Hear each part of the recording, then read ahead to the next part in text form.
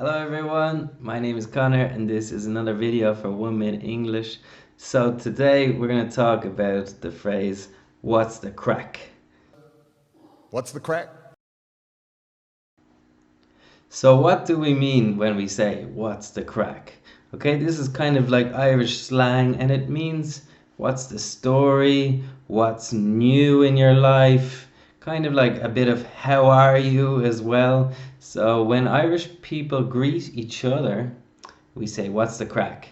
And you can say, not much, nothing's happening in my life, or you can say anything really. You can tell the news, the latest thing that's happened in your life.